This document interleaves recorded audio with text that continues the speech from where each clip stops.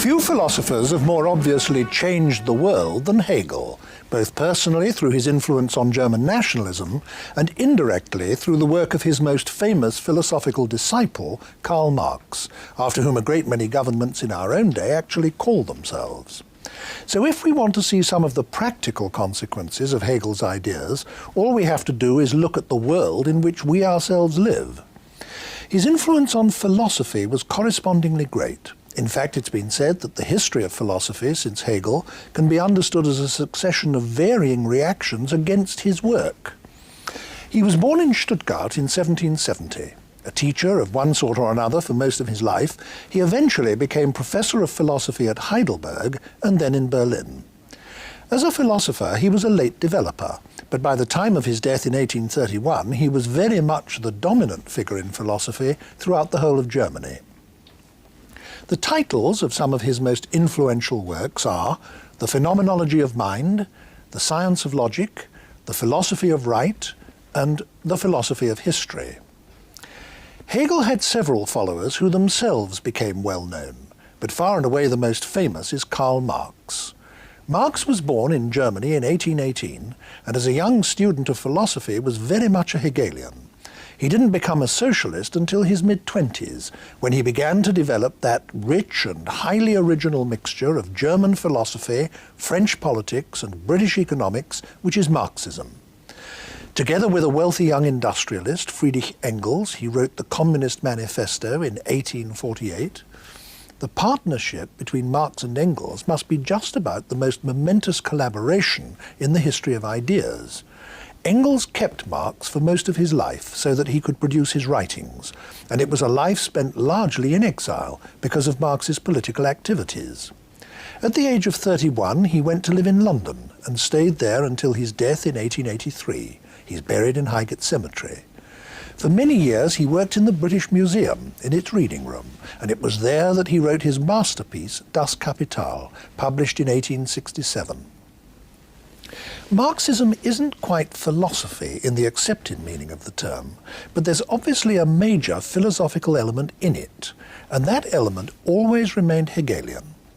What I propose to do in this program is devote the bulk of the discussion to Hegel, and then show how some of the most important of the ideas we've been discussing were incorporated into Marxism. With me to do this is someone who has published excellent introductions to the works of both thinkers, Peter Singer, Professor of Philosophy at Monash University in Melbourne, Australia. Professor Singer, Hegel is notorious for being difficult to read, for being obscure. He's often described as the most obscure of all the major philosophers. Yet your little book about him has the conspicuous merit of discussing his central ideas in ordinary plain English. And I hope you're going to be able to do the same on this program. When you're confronted with the task of expounding Hegel's ideas, where do you find the most convenient place to start? I start with the philosophy of history, because the history in Hegel is quite concrete. Part of the difficulty with Hegel is that he's so abstract, but the history, because it's concrete, is an easy way in to the more abstract parts of his philosophy. Well, that in itself is already a new departure in philosophy, isn't it? Because no major philosopher before Hegel regarded history or the philosophy of history as being important. Yes, it is a departure. Compare it with Kant, for instance. Kant had a view of human nature as human beings eternally divided between their reasoning element and their brute desires. It's a bit like the old picture of man as halfway between the apes and the angels. And for Kant, that was just a fact of human nature. We would always be torn with this division, this conflict. But Hegel said, no, wait a minute, this isn't something immutable. Look at Greek society. Greek society, Hegel said, was more harmonious. People were not conscious of this gulf or division. Their desires were in harmony with their reason. So the point that Kant is talking about, this division, is something that has occurred historically, has developed with the rise of individual conscience in Protestant Europe. And because it's happened historically, it need not be a permanent feature. It could, in some other period, actually again be overcome and a harmony restored. Hegel looked at all important concepts in this historical way, didn't he? He saw them as being embedded in human life, in ways of life, in societies, and as societies change, so the concepts change. Isn't that right? Yes, that's absolutely right. He saw that there was development in the way history occurred, that it was always moving forward. It was always a process, never static. And he had a name for the way in which it moved forward. He called this the dialectical process. Now, can you explain exactly what, in Hegel's mind, the dialectical process was? Let's go back to the example I mentioned before. Greek society he saw as a harmony, but as a simple harmony. A simple harmony in the sense that people had not developed the alternative notion of individual conscience. There was harmony between the individual and society because individuals hadn't really thought about things themselves. Now, into that simple harmony, there came, in the person, in fact, of Socrates, whom Hegel considers a world historical figure, there came the idea of questioning this harmony. Socrates went around asking people, what is justice? What is virtue? And when they tried to answer, they realized that they'd accepted certain conventions which Socrates had no trouble in showing could not be sustained. So the simple harmony of Greek society broke down, and because Socrates broke it down, incidentally, Hegel thinks that the Athenians were quite right to condemn Socrates to death. He was genuinely corrupting and subverting Athenian society. But that was an essential part of a historical process because ultimately, and Hegel fills in the gaps, the steps, but ultimately that led to the rise of individual conscience, a second necessary element, and the opposite of Greek society.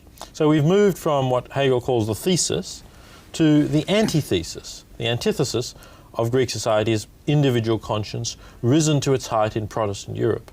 But that too turns out to be unstable. It leads to the destruction of the French Revolution and the terror that followed the French Revolution. And so that too must give way to a synthesis, to a third stage, which combines harmony and individual conscience. And very often in this process, that then again serves as the new thesis from which a further antithesis will arise and the process will continue. Now, this notion of dialectical change that you've just explained has been so influential ever since Hegel, and it's enormously influential today through Marxism, which embodies it, that I think we must get it completely clear in our minds. So let me just go over it again. The idea is, isn't it, that Hegel put forward that the reason why we human beings are involved in a process of perpetual change is that every complex situation contains within itself conflicting elements, which therefore destabilize the situation. And therefore the situation cannot go on indefinitely. It breaks down into something else within which those conflicts are dissolved or assuaged. But then, of course, in the new situation, you get new conflicts. And so it goes on indefinitely. So you get, as you put it just now, thesis, antithesis, synthesis, which becomes a new thesis using his terminology. And this, Hegelians and following them Marxists think, gives us the key to history, to understanding historical change, the dialectical process. Now, up to that point in the explanation, it would have been open to Hegel to say that the direction that this change took was purely accidental. It could be the random outcome of innumerable random conflicts. But he doesn't say that, does he? He actually thinks this linear process has a direction, has a goal. That's right. And the goal for Hegel is the greater development of mind towards freedom. We are moving always towards consciousness of freedom, towards realizing human freedom and understanding freedom. And that is a process of increasing awareness of freedom and of increasing knowledge of ourselves. Now, what is this change happening to? I mean, wherever we talk of change, in any context whatever, there must be something identifiable that changes. Now, what is it that's changing? In other words, is he writing about whole societies? Is he writing about individuals? What is he writing about in this context? The short answer is that he's writing neither about individuals nor about societies, but about what he calls Guist. Now that German word Geist is a difficult one to translate. The easiest way perhaps would be to say that it happens to mind. Mind is one normal translation of the German word Geist. We mean, when we talk about mental illness, the German word Geisteskrankhaft is mentally ill. So you could say it's happening to mind, to your mind and mine, or all our individual minds. But mind also has another meaning, which goes beyond that. The notion of spirit. We talk about the Zeitgeist, the spirit of the times. Or we talk about Geist when Germans talk about the Father, the Son and the Holy Ghost. The word Ghost. Heiliger Geist. Heiliger Geist, exactly. Yes. So it also has therefore a somewhat spiritual or religious flavour, which suggests that in some sense there's a reality above and beyond your and my individual mind. And so you could say it's happening to mind, but mind with a capital M, not just mind in the sense of individual human minds. So is Hegel saying then that total reality is something mental or spiritual, or this word Geist may be poised between the mental and the spiritual, and that all the processes that we're talking about are processes ultimately of this ultimate mental or spiritual thing? Yes, that's the ultimate view that Hegel comes down to, that reality is Geist, it's ultimately mental or intellectual, and these processes happen to Geist, to mind, as it develops along the way. Now, to some people listening to the discussion, this might already begin to sound like a very bizarre idea. So I think it's worth pointing out that, in fact, we're all very familiar with something similar to this in the case of religious beliefs, even if we ourselves are not religious people. I mean, many religious believers, including many Christians, believe that all of reality is ultimately spiritual, and that all of reality ultimately has a spiritual or significance or meaning. And I suppose Hegel is saying something very closely related to that, is he? Though not necessarily religious in the conventional sense. Yes, but the difference might be that the Orthodox Christian view, I think, holds that God is spiritual but separate from the world, and the world is mundane and material, although it has a spiritual significance, certainly, but it's separate from it. But for Hegel, there's a closer union between the two.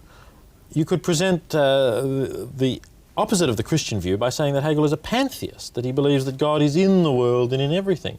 That's perhaps not quite true either, but it's somewhere between the traditional Christian conception and the pantheistic one, that reality is part of God, everything is a manifestation of God, if you want to call it that. In fact, I mean, it would be true to say that ever since Hegel, there has been a dispute between Hegel scholars or philosophers about precisely this question relating to Hegel's philosophy. Is Hegel's philosophy ultimately religious or not? There are some who've said that it is, there are some who've maintained that it isn't. Which side of that debate do you come down on? I think that it is immensely valuable to try and interpret Hegel as if he were not religious, because then you find that you can make good sense of a large part of Hegel's philosophy in a non-religious way, just interpreting him as talking about mind, and the common element in mind being our common ability to reason, the fact that our minds are structured in similar principles.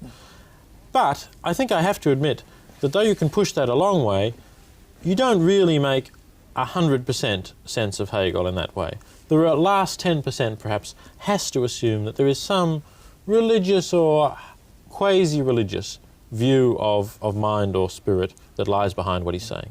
Now, we've talked about the view of reality as a historical process, which he introduced into Western thought. It's a major idea. And we've talked about this notion of dialectical change, which he introduced and which is a living idea to this day. Another important concept, which I think I'm right in saying he coined, certainly he made it famous, and which has come back again into what one might call intellectual fashion in recent decades, is the concept of alienation. Hegel had a great deal to say about alienation, didn't he? Now, what exactly did he mean by that term? By alienation, Hegel meant the idea that something which is in fact us or part of us seems to us foreign, alien, and hostile. Let me give you an example. He presents a picture of what he calls the unhappy soul, which is an alienated form of religion. The unhappy soul is the person who prays to a God whom he regards as all-powerful, all-knowing and all-good, and who sees himself by contrast as powerless, ignorant and base. So this person is unhappy because he demeans himself and puts all those qualities into some being which he sees as separate for himself. Hegel says that this is wrong. We are in fact part of God, or if you like, we are projecting our qualities into God, and we should take that back. The way to overcome that kind of alienation would be to realise that we and God are one, and that we have those qualities. They are not something separate and foreign to us. I was going to say, he would say specifically that these are human and perhaps only human qualities which we are projecting onto an all-powerful being, denying them to ourselves, when it is in fact we who have them. I mean, they originate with humanity. The claim that they are only human was actually made by one of his later disciples, Ludwig Feuerbach. He wouldn't have said that, but he would have said that we and that kind of divine spirit are all part of the same reality, Geist or mind. Now, you've explained very clearly, I think, how Hegel saw total reality as being a process of change which was moving forward in a certain way, the dialectical movement. What is it going towards? What is the goal? What's the end of this movement? The end point of the dialectical process is mind coming to know itself as the ultimate reality, and thus as seeing everything that it took to be foreign and hostile to itself as in fact part of itself. And that for Hegel is simultaneously a state of absolute knowledge, when mind knows, recognises at last itself as the ultimate reality, and also a state of absolute freedom, when mind, instead of being controlled by external forces, is able to order the world in a rational way, because now it sees that the world is in fact itself, and it only has to implement its own principle of rationality onto the world to organise the world rationally. Now, the interesting thing about this culminating process is that because it occurs once mind understands that it is the reality of everything, if you ask the question, when does this actually happen? Well, it happens when Hegel's own mind in his philosophical writings and thoughts, grasps the idea that mind is everything. And then he's achieved this. It's not just that Hegel describes the goal, the culmination of all this process, but Hegel's philosophy actually is the very culmination of the whole process he's describing. So when Hegel published his main works, that was total reality at last, achieving awareness of itself, achieving self-knowledge. Yes. It's an amazing piece of sort of grandiose self-projection on the part of a philosopher. I'm not sure quite that Hegel realized that it could be seen in this light. Now, one thing that strikes one about the aim towards which all this is moving, in the way you just put it, is that it's sometimes seen as freedom, sometimes seen as self-knowledge. And Hegel clearly did think that those were, in some sense, the same thing. And I think a little more needs to be said about that, because it's not at all clear, I think, to most people how self-knowledge can itself constitute freedom. Well, self-knowledge becomes freedom because of the particular nature of mind and of Hegel's idea that mind is the ultimate reality of the world. You see, in the historical process up to the point at which we recognise that, if you like, it's our world, that we are all, up to that point, we have really been pawns in the game. We haven't been controlling the game. We haven't been controlling the historical stage, because things have been happening to us without us realising or understanding why they happen, because what we take to be foreign and hostile aspects of the world are in fact part of us. But once we come to see that we are everything in the world, then we understand the process. We've grasped, if you like, the laws of historical development, and we see that those laws are in fact our own reason. They are the very laws of our mind and our thinking. Was this behind the famous quotation that's often made from Hegel, the real is the rational and the rational is the real? That what exists does correspond to what is rational. That's yes, right. Yes. And when we come to see that, then we are free, because we see the rationality of reality, and it no longer strikes us as something contrary to our interests. We no longer struggle against it. We understand it as, in fact, our own rational principle, and we are free to flow along with it and indeed to order it and direct it in accordance with those laws of reason. Now, one characteristic of Hegel's thought, which you've made very clear, is that he always sees ideas not just as existing in the abstract, and certainly not being timeless and unchanging in the way that, say, Plato saw them, but as being embodied in societies and institutions and historical realities which change. Now, given that fact, what sort of society does Hegel see this whole process as culminating in? What sort of society is it leading towards? Well, as you'd expect from what we've been saying, it's a rational society, a rationally ordered society. But I must make clear what that is for Hegel, because it's not the society of pure reason. Hegel saw the society of pure reason as typified by the kind of thing that the French revolutionaries wanted to do. You know, they didn't just get rid of the king and the nobles and of religion, but they tried to make everything rational. They said, why have months of irregular days? Why not make them all the same number of days? Why have weeks of 7 days? Let's make them 10, like our decimal system of measurement, and so on. Now, Hegel saw that as leading to a kind of madly abstract notion of reason, rather like, for instance, the view of a town planner who might look at a map of London and say, oh, well, your streets all run crooked and traffic has to make detours and so on. Let's get rid of this. Let's tear all the buildings down, make nice straight streets.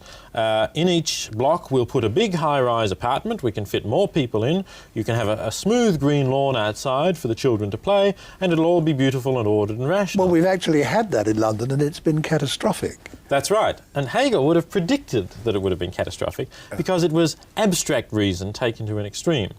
For Hegel, what a rational ordering of London town planning would be to look at the real, that is London as it exists, find what's rational in the real, and of course it has developed the way it did for certain reasons, so there's the rational element, and then try and follow those reasons through in a way that fulfills the rationale behind London's development without trying to raise it down and start anew, to get rid of some of the arbitrary and capricious points perhaps that are particular problems, but basically to find what's rational in what's real and enhance it and develop it and allow it to fulfill itself.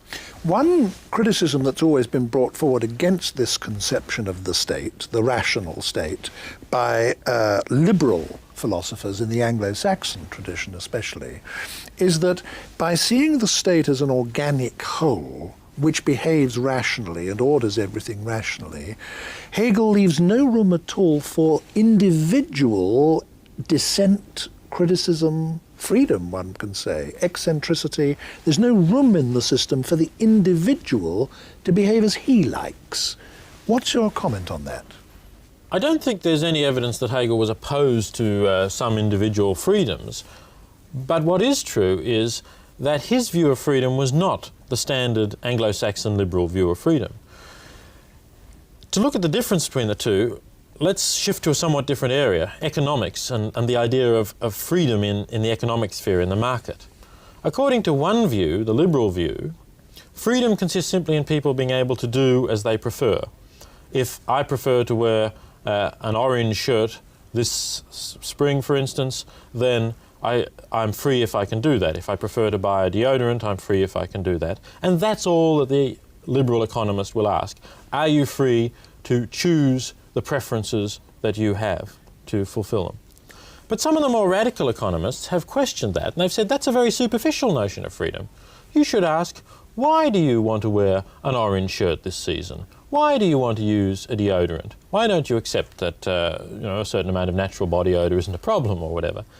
And the radical economists will say the reason is that you've been manipulated. There are people who want to make a profit out of you buying their deodorant, out of you thinking that the clothes and the colours you wore last season are no longer good enough this season. So you've been manipulated. You're not free. You have to ask not only can you do what you prefer, but why do you prefer what you prefer? Are they rational preferences? Are they preferences that satisfy your needs? Now, Hegel would have been in the latter camp. He would have said freedom is more than just ability to follow your own caprice. Freedom must consist in fulfilling yourself as a rational individual. Well, that sounds all very well, but surely what it's going to mean in practice is that I think I know what I want. I want to wear an orange shirt this spring, and I want to go out and buy a deodorant in hot weather. But we have a state, perhaps, which says, no, you think you want those, but those are not rational preferences on your part. We know what's best for you. We know even what you would want if your preferences were rational. In other words, you get a state that not only knows what's good for you better than you do yourself, you actually get a state that knows what you want better than you know yourself. And surely that's authoritarian in the extreme in its relation to the individual. I think in practice you're probably right, and I don't know that Hegel has any reply to that objection. The only thing that he can say is that while it might be very difficult in practice to work out how you could have a society in which individuals genuinely realize their rational self without an authoritarian state, that doesn't mean that you've overcome the problem by the liberal laissez-faire notion. I mean, we still do have to face that problem, that people's wants and desires might be being manipulated, and to the extent that they are, it's perhaps misleading to say that they're really free. In other words, it's still a problem, It's even still if a problem. Hegel doesn't necessarily have the right answer to it. Let's just take stock for a moment of where we've got in the discussion. Right at the very beginning, I asked you what you thought was the easiest way in to an understanding of Hegel's philosophy as a whole, and you replied that you thought the best starting point was with the philosophy of history. So we started there, and in fact we've continued our discussion in a straight line, so to speak, to the point that we've now reached. Well, now, are we now in a better position to understand other aspects of Hegel's philosophy than we were? I think we've already, in fact, grasped some of the essentials of Hegel's logic, for instance, one of its most abstract points, because we've grasped the dialectic, which is part of logic, the idea of the thesis, antithesis, synthesis. Now, in the logic, one of the points Hegel makes is that logic is not just a matter of form as separate from content, which is the way the traditional logic of Aristotle was interpreted.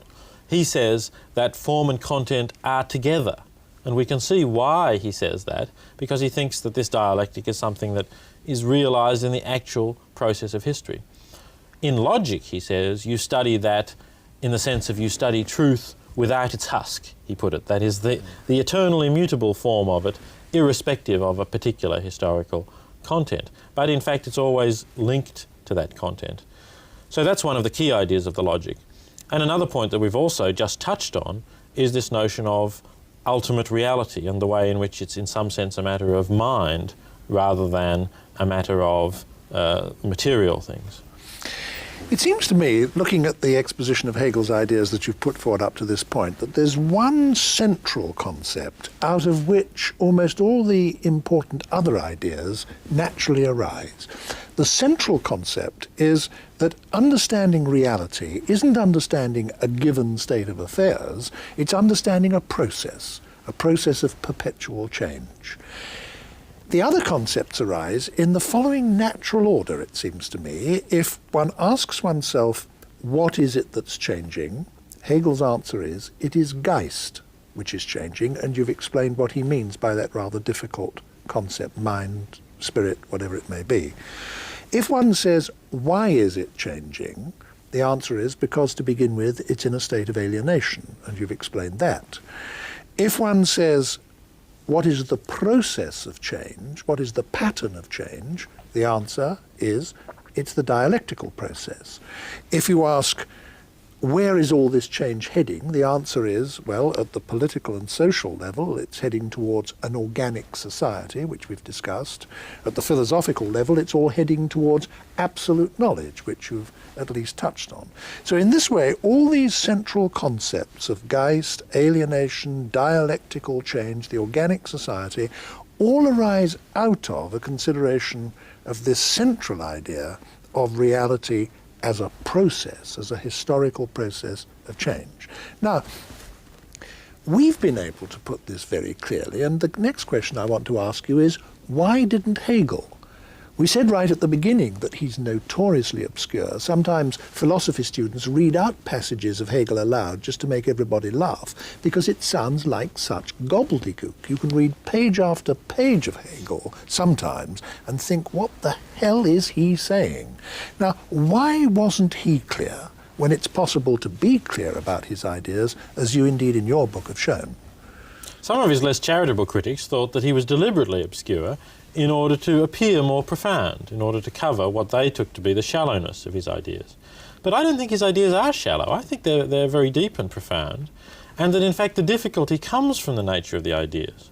One of his students said that whereas an eloquent lecturer might have had everything off by heart and would arrange it well and trot it out clearly, Hegel was always dredging up difficult ideas as he went along, as he lectured. He was bringing these ideas to the surface with great difficulty. And that's the style. The style is one of someone who's thinking aloud and having difficulty with the material. We may very well regret that he didn't then revise and polish it, but in the context of German philosophical style at the time, it's not so surprising that he didn't feel the need for clarity that you just mentioned, because after all, Kant and Fichte, other contemporaries, were also very obscure, and they were still regarded as great philosophers. But the next question that gives rise to is, how did it come about that a philosopher who was so obscure and so difficult to understand acquired, even in his lifetime, such immense influence? I think that's partly due to his situation at the University of Berlin, which was the capital of Prussia, which was then the rising state in Germany at the time, and also due to the fertility of his ideas in a variety of fields. You see, the influence that Hegel had is not just an influence in philosophy, it's an influence in theology, in history, in politics, in economics even, in law. Now, the fact that Hegel's ideas could be applied in those ways shows how fruitful his approach, and particularly the historical elements of his approach, were, because it was that historical idea of things as having developed, as being a process, that could be applied by scholars in all these different areas. Let's come now to the immediate afterlife of Hegel's ideas. One of the first things that happened when he died was that his followers split into two movements, didn't they? They were known as the young Hegelians and the old Hegelians, or alternatively, the left Hegelians and the right Hegelians. Can you tell us something about this division? The right Hegelians were the people who thought that Hegel's philosophy implied that something like the Prussian state was the organic state which Hegel was pointing to. They thought that Hegel had himself said this in the Philosophy of Right, his most explicitly political work. He described a state, a constitutional monarchy, not very different from the Prussian state. And so they thought that there was no need really for further change. They were the conservative or right-wing Hegelians. The left Hegelians said, the basic thrust of Hegel's philosophy is much more radical than that. You see, Hegel talked, as we said at the beginning, about overcoming the division between reason and desire, or between morality and self-interest. That's a very fundamental change to bring about. You can't say that that's occurred in the Prussia of 1830 or whatever. So they said the thrust of Hegel's philosophy is for a much more far-reaching change, a revolutionary change. Now, they had to admit that in the Philosophy of Right, Hegel hadn't written as if he were revolutionary, but they'd pointed out the fact that Hegel's salary was paid by the state of Prussia. So they said Hegel compromised. He sold out. But we must be truer to Hegel than Hegel was to himself. We must carry the ideas forward until we get to the point at which these thesis-antithesis of reason and desire, morality and self-interest are overcome, and we reach the synthesis of a harmonious society in which those gulfs and divisions in human nature are reconciled. And of course, as soon as you talk about the revolutionary followers of Hegel, onto the scene marches the greatest revolutionary thinker of the modern era, Karl Marx, because he was one of the young Hegelians. And I think it's very striking, after the whole of our discussion up to this point, to list the fundamental ideas of Hegelianism that we've talked about, which Marx simply took over and incorporated into Marxism. Among these are, first, the idea that reality is a historical process. Second, that this process changes by a dialectical movement, dialectical change, historical dialectic. Third, that it's all going towards a goal. Fourth, that that goal is a conflict-free society.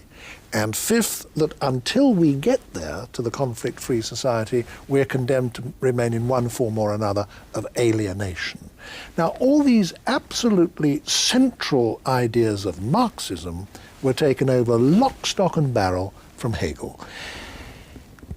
One has to say that there's one huge difference, and it's this, that whereas Hegel, as we've been saying all along, was an idealist, and to Hegel all these things were seen as happening to mind or spirit, to Geist, as you said, in the case of Marx, he saw all these things as happening to something material. Marx was a materialist.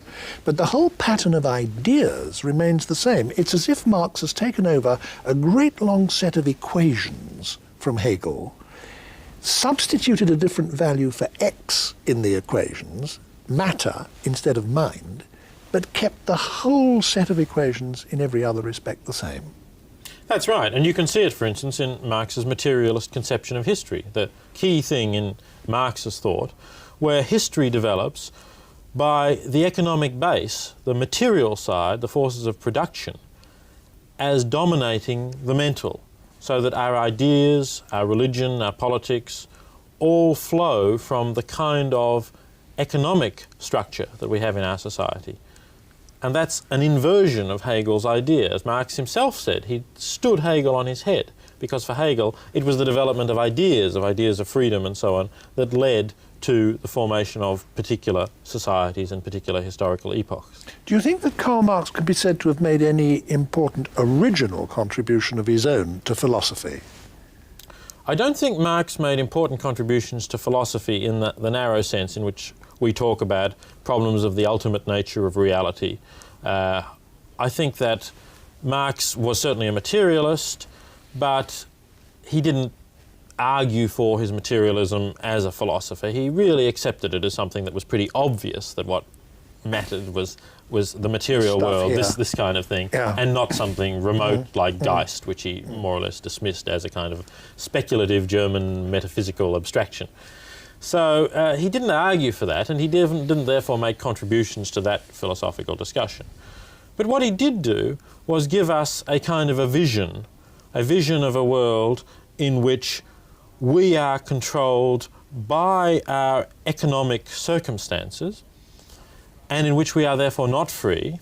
It's still rather like Hegel in that we are pawns in the game of history. And in order to become free, we must control the economic forces, which after all are our own forces. What is economics after all but our own ways of providing for food, providing for shelter, and so on. So it's a vision in which the things that we do control us, and we instead must control them. That's a powerful and broadly philosophical vision of the human situation. But it's not an important philosophical discovery in the narrow or academic sense of the word philosophy. Now, taking the two very closely linked philosophies of Hegelianism and Marxism together, what would you say has been their most important, or some of their most important, positive contributions to human thought? What have they given us that's really useful in our understanding of the world? Well, it's clear from what we've said that the idea of history as a process which affects every aspect of our thinking and our ideas is a crucial thing that's come from Hegel and Marx. It became almost the dominant thing in the 19th century, didn't it? As with evolution, seeing everything as having evolved, having developed. We can't now imagine looking at societies or ideas as timeless entities independent of their history. And that's something that we owe to Hegel and Marx. And that's one very important thing. The other thing is this notion of freedom, the idea that is distinct from the liberal notion that we cannot be free unless we control our destiny, unless we, instead of being blown about by the winds of economic circumstances for Marx or the unseen hand of reason for Hegel, unless we actually take control of it, realize our own power, realize the capacity of human beings collectively to control our destiny, and grasp that. That may, as you said, have some dangerous tendencies in it, but it's a very important idea, and I don't think it's one that we can ever give up once we've been presented with it by Hegel and Marx. Now, I do have to ask you about the minuses as well as the pluses. The ideas of both of these philosophers have become associated in the 20th century, since their deaths, with totalitarianism. Hegel with German nationalism culminating in Hitler, and Marx with communism, which was seen at its most horrific in the state created by Stalin. Both of these societies were societies that murdered millions of their own people. Now, I'm not suggesting that either of the two philosophers would ever have expected that, and certainly not that they would have wanted it. But they were both philosophers who regarded the embodiment of ideas in history, in institutions, in social reality as being an essential feature of ideas, yet when their own ideas were so embodied, they had these catastrophic results. Why was that? Well, I think their own ideas were misembodied. I don't think you can really trace Hegelian ideas at all in Hitler's kind of racist nationalism. You can't find that kind of racism. They said so, but you Hegel. think that was a complete misrepresentation? It was a complete misrepresentation yes. of Hegel in that yes. case, certainly. Yes. And also, and it's perhaps the ultimate irony in what happened to Marx. Marx, as I've been saying, was a philosopher of freedom. He cherished freedom. He hated subordination. He was once asked by his daughter to write down what the vice that he most detested was. He replied, servility. Servility, the very vice, the very thing you needed to survive in Stalin's totalitarianism, of course. And yet it's true that these ideas did get misapplied, did get distorted. Well, now why? What is there about the ideas that led to this outcome? I think in the end there's a faulty view of human nature. Partly there's an attempt to show a greater unity than really exists between human beings, and we could trace this to Hegel's notion of mind or Geist as something which is above and beyond the differences between individual minds. But we find it also in Marx and in the idea that if you change the economic circumstances, you'll change human nature, and then we will all overcome the divisions between one and another, the division between my interest and your interest and our individual interests and the interests of society. They will all disappear once we get rid of the economic structure which leads us to compete in the marketplace for money and wealth and so on. Now, it seems, unfortunately, that has proven false, that you can change the economic basis, but you don't get rid of the divisions between reason and desire, between my interest and yours, or between individual and society. That in fact what happens once you make it impossible or very difficult for people to compete with each other for wealth is they then start competing for status or for power or something of that sort. And that's no better than it used to be. In fact, you could say that in the case of Stalin's society, it proved to be worse. So I think that Marx was mistaken in thinking that human nature would change. Thank you very much, Professor Singer.